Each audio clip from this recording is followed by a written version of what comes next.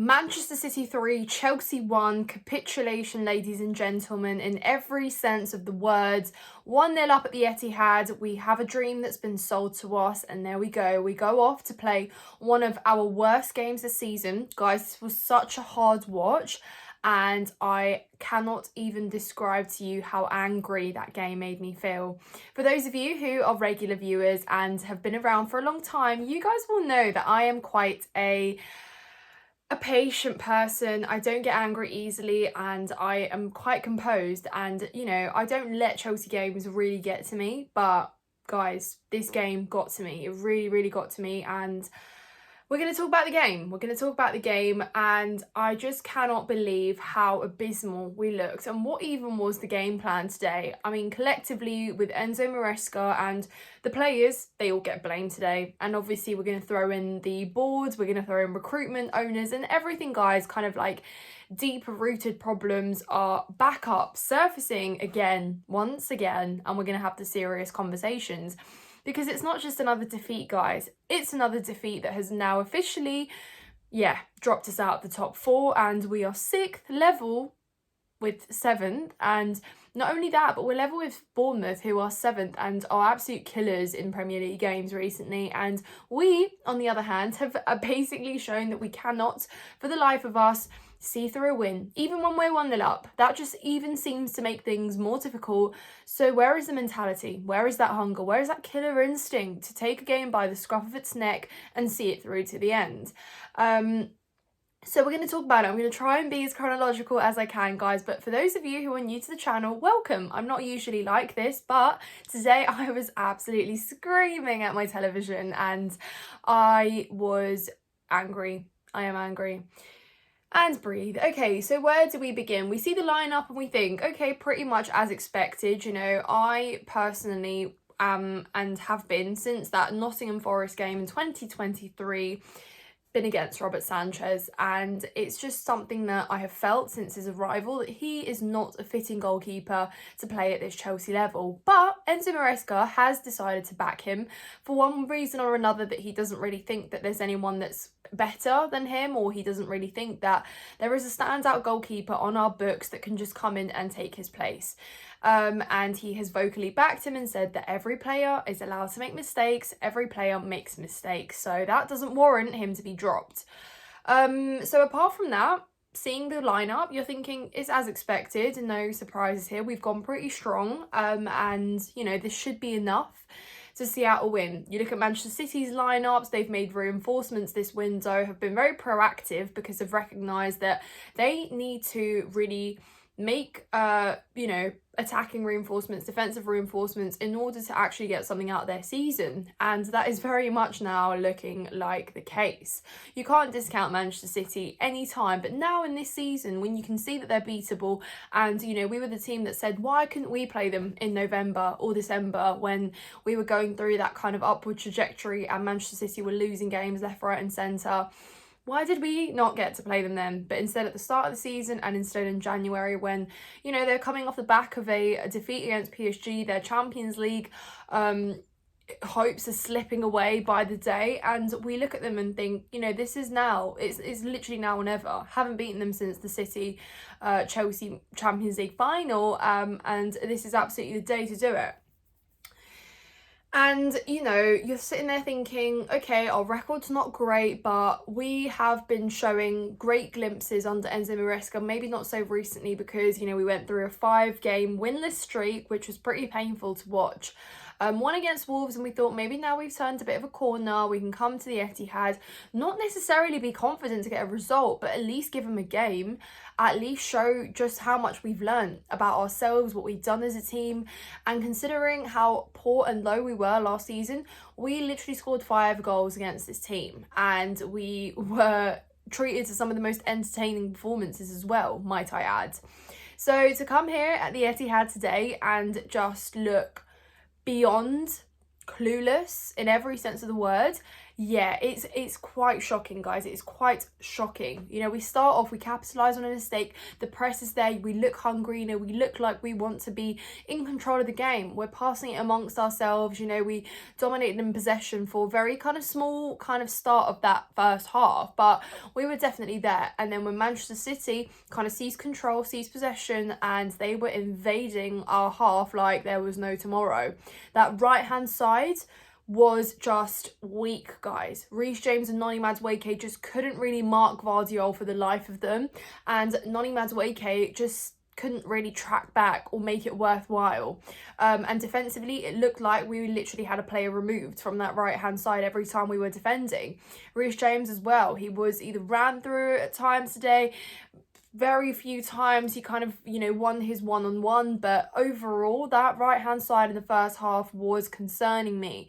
And, you know, Gvardiol was relentless, coming down that left-hand side out of nowhere, making runs like a striker. And we were just literally allowing him to do that, giving him the space, giving him literally all the space that he needed. And then, guys, the clock was ticking for Manchester City to score. You know, it just looked like we were going to concede any moment now. And, you know, I will obviously bring back our most golden opportunity to make it 2-0 in the first half with Cole Palmer through and decides to square it to Jackson, who is okay in an open position, but it's a heavy pass. It kind of sends Jackson further out wide to the left, and he decides to take another touch, try something that doesn't work out. And there I'm thinking, Cole Palmer, you are absolutely fantastic. You're a phenomenal player. We've seen you score some of the best goals, and that was an opportunity where I looked at Cole Palmer and I thought, he could have taken a shot. He could have scored that. And then, okay, he decided to make the pass. Jackson also, yes, heavy pass, but could have tried at least a first time finish with his left foot, but he doesn't. And then that is when you are punished at the other end, when eventually Manchester City score before the half-time whistle. And there we are, 1-1. And you're thinking, well, we have shown our frailties and our weaknesses, and, you know, Foden hit the post as well in the first half. City looked like they wanted to get something more out of this game. And this is where, guys, there was a real stark difference in mentality today. And what I mean by that is City just at all times during that game looked like they wanted 3 points and nothing else.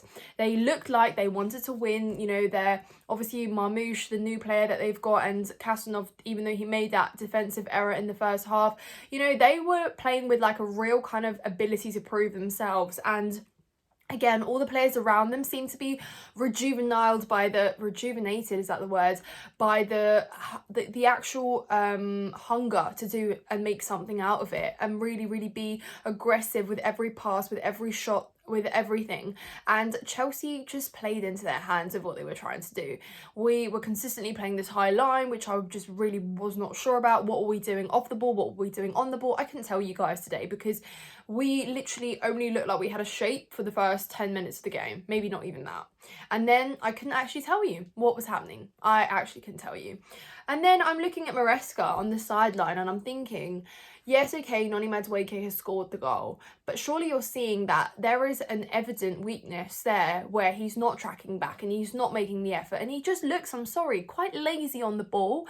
And this is where my problem with Noni Madueke is, that he will score a goal and he gets complacent.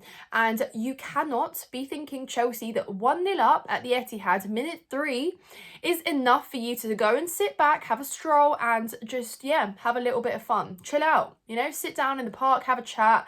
No. And that is exactly where City came to bite, and they did. They literally bit our heads off. So I just think that the mentality, guys, it was not there, and we have lacked it in all of the kind of top games we've played this season, apart from Tottenham, which is the only one we have won, and, you know, even then we conceded as many as we did, 3. We have really lacked mentality. And what really kind of infuriated me is that Maresca just let it happen. He just sat back and let it happen. You know, he should have been proactive with substitutes earlier. You know, he made the change with Nkunku, but Neto also should have come on. And I think that Neto, okay, maybe he offers a little bit more defensively, he tracks back, he's quite quick, and his work ethic is there, and you don't kind of get the same complacency as you do with Madueke. And I just think that it really did trip us up. And then, guys, I have to get to the the part that just sent me over the edge. The second goal we conceded. Robert Sanchez. How do I say this with a smile on my face? What were you thinking? What were you thinking? Why? Why did you need to come out so far out when Erling Haaland is literally there and he has no problem finishing that any day of the week? And it's almost like, here you go, on a silver plate, here you go, Haaland, this is for you. And we are all just, yeah. And it's almost that moment of, I knew it. Of course, Robert Sanchez giving away another error that leads to a goal. And you guys saw it in the stats that were brought up as well on the TV, that he's made the most mistakes that have led to an error. Yet everybody's allowed to make mistakes, apparently, in the words of Enzo Maresca. And you're just sitting there thinking, it can't be. It can't be. And then for me, the game is well and truly over. And we look like we have no fresh ideas. There's nothing remotely creative happening on the pitch for us to even look like we can come close to an equaliser. And the game just looked done. And honestly, there I am, minute 70, just wanting the game to be over. It was such a difficult watch that I just really wanted the ref to blow the full-time whistle and put us out of our misery, because I didn't want to see any more. But City weren't done, were they? Phil Foden with the third. And you look at Levi Colwill, and you can look at Chalobah, you can look at whoever you want defensively. It couldn't have been easier, really. Do you know what I mean? It was almost like Levi Colwill easily could have kind of laid that pass off to Foden as well, as opposed to Haaland. He just stood behind him, just almost like a little support system. You have to laugh about it, guys, otherwise it's just really, really infuriating. And yeah, as you can tell, I am really unhappy because I'm now concerned. I now knew that I was right when I said that we had an underwhelming summer transfer window, when I told everybody that scoring 6 against Wolves doesn't mean that we don't need a striker, and that we absolutely do need a striker, and an out-and-out number 9 who can just be ruthless in front of goal and isn't going to have a conversion rate as poor as Jackson's, unfortunately. And as good as he has been in lots of games, he is now, I think, not scored in 7. And you look at some of the chances, Nicholas Jackson, you have scored early on in games. Great, you've put us 1-0 up on many occasions at the start of the season. But when it comes to killing a game off or being there to score a goal that will, you know, put you in front or will give you a winner, you lack it, and you do slack. And again, it's not all Nicholas Jackson's fault today, but he is just part of this one bigger problem here than we have. I've spoken about our goalkeeper. I spoke about him in September last year, guys, and here we are. We are now still asking and begging to have a striker and a goalkeeper and probably a midfielder and probably an experienced centre back there as well. And that is concerning, isn't it? So you look at the table, you look at the position we are in, you look at the teams above us, you look at the teams making kind of reinforcements in the windows, and we just seem to be lacking what we really need. So very, very poor. I haven't even heard Enzo Maresca's thoughts after the game, guys. I've literally filmed this match review as soon as I have finished watching the game. And I'm sorry if I've sat here shouting at you for 13 minutes, but yeah, I'm really, really angry, and I just can't even put it into words, because I'm not just disappointed with the lack of quality in this game, guys. I'm disappointed with the attitude. I'm disappointed with the lack of proactiveness to change things on the pitch. I'm disappointed with the fact that we just let City absolutely bully us. And, you know, the fact that we came into this game thinking we could get something out of it. You know, I thought we could get something out of it. City had lost to PSG midweek again, were completely capitulated, but then you look at PSG and the way they played and the way they pressed them and the way they forced errors out of them and the way they turned them over in midfield, and we just did none of that. So there we go.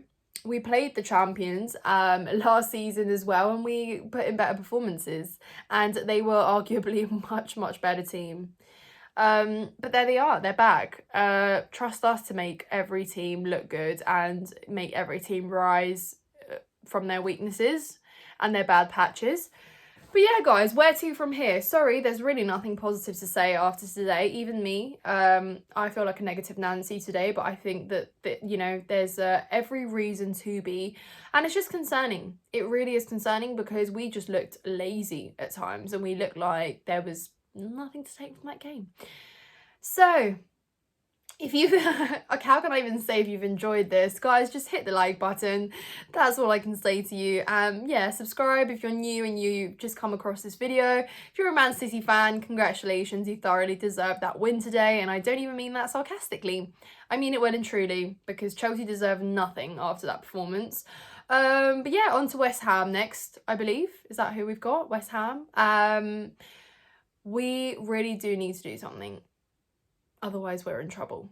Our top 4 spot is so vulnerable, and we went through, yeah, bad patch, but it just seems like we really cannot get ourselves out of it right now. We won against Wolves, great, but yeah, anyways, I'm going to stop talking now because I'm just going to repeat myself. So hope you guys have a lovely rest of your weekend. Weekend ruined. Mood ruined, thanks. Yeah, I'll see you in the next one, guys. Thank you so much. Let me know your thoughts in the comments down below. I'm sure we're going to be hearing a lot of hard truths.